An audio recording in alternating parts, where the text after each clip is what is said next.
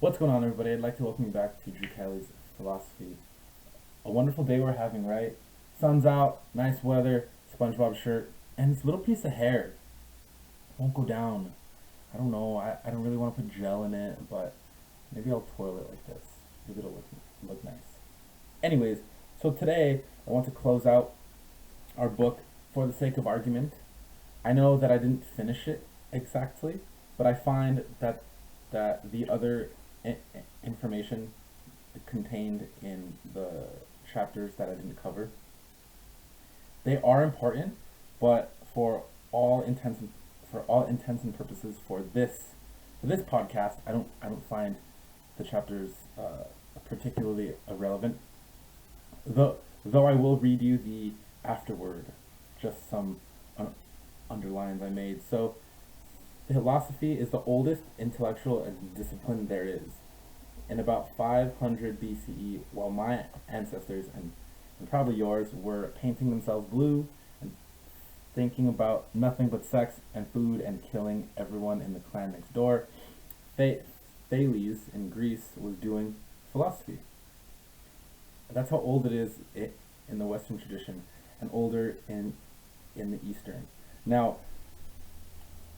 in addition, I want to say that philosophy is one of those intellectual disciplines, or one of those academic subjects, or to some, one of those essential life activities that involves always questioning.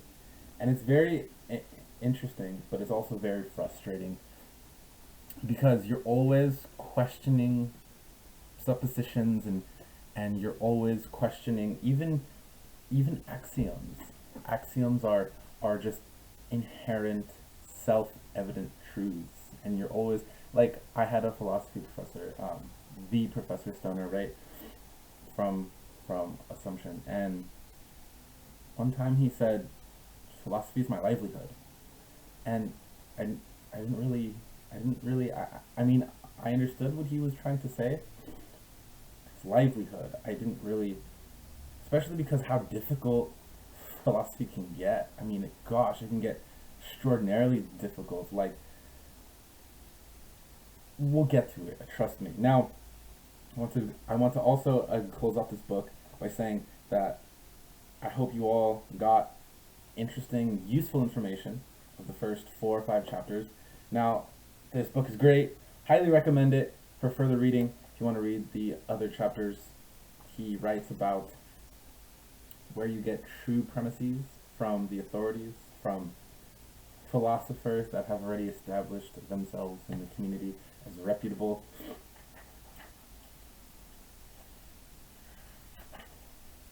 Where you get true premises analysis, and he goes into how to do other things with philosophy that we won't get to here.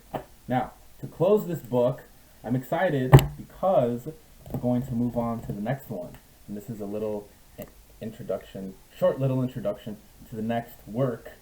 I find it relevant to today, especially because it is entitled, excuse me, the question concerning technology by Martin Heidegger. I don't remember exactly which semester I read this in. Was it the first or the third or the second? But I do remember I got some tremendous value from the work, though I didn't read the whole thing. And so, just a little rundown on Martin Heidegger. He was born in Germany. I don't know exactly where. You know what? That's a good place to go next. Do a little introduction on Heidegger. Martin Heidegger. Okay, let's see. His Wikipedia page states, which Wikipedia is not always correct, but for these purposes, we'll use Wikipedia. Martin Heidegger was born on the 26th of September in 1889. So he's a relatively modern philosopher, and he's best known for his contributions to phenomenology,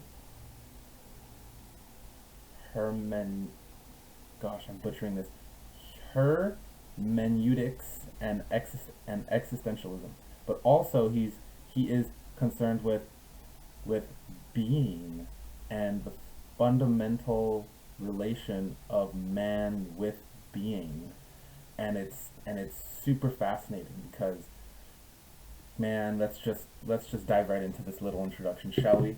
So let's start off with this sentence, which reads, to read Heidegger is to set out on an adventure. Now, as a Sagittarius, now I know I don't really believe in the what's it called, the stars and the Sagittarius and the Virgo or like whatever, but I do like my adventure. Now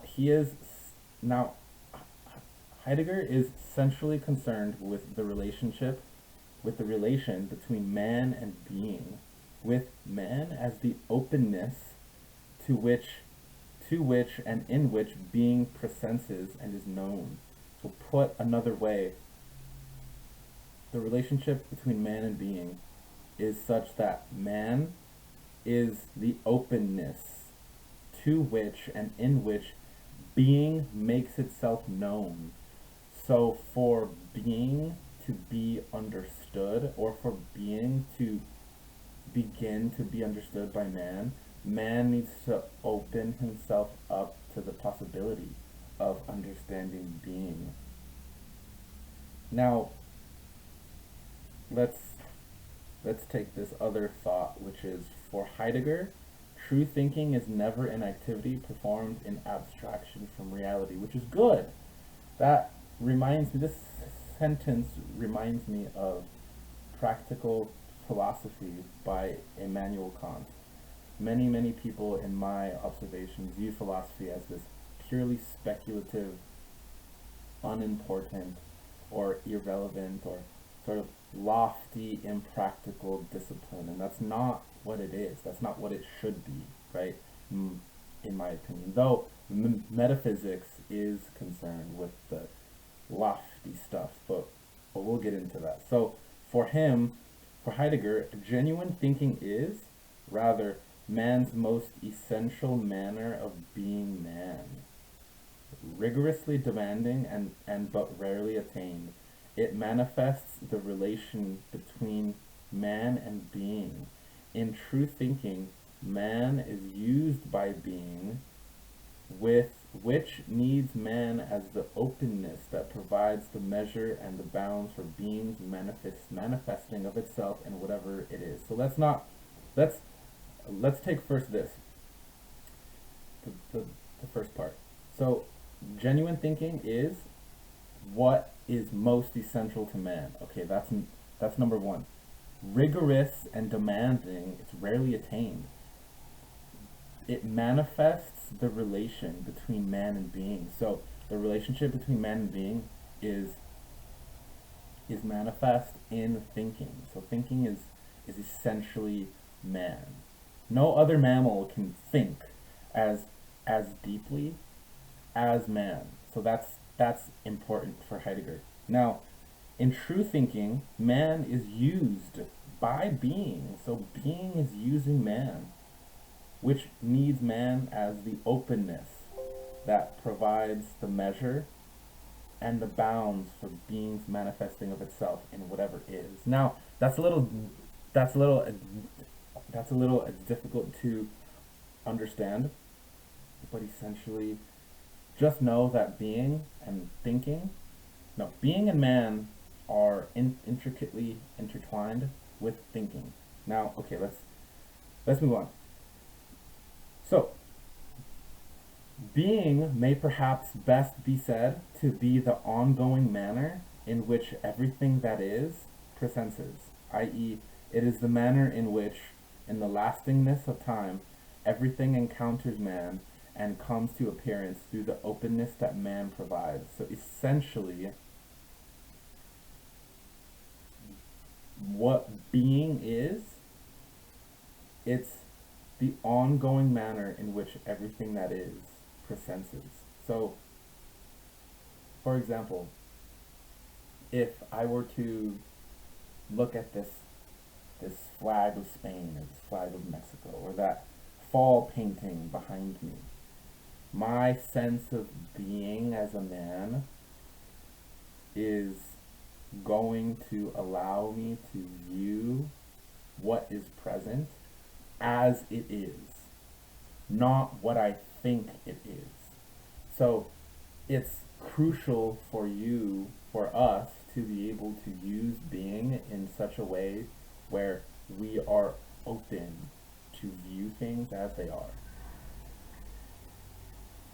So, lastly, excuse me, I, I, I think we just ran out of time. Guys, I will do my best to explain this.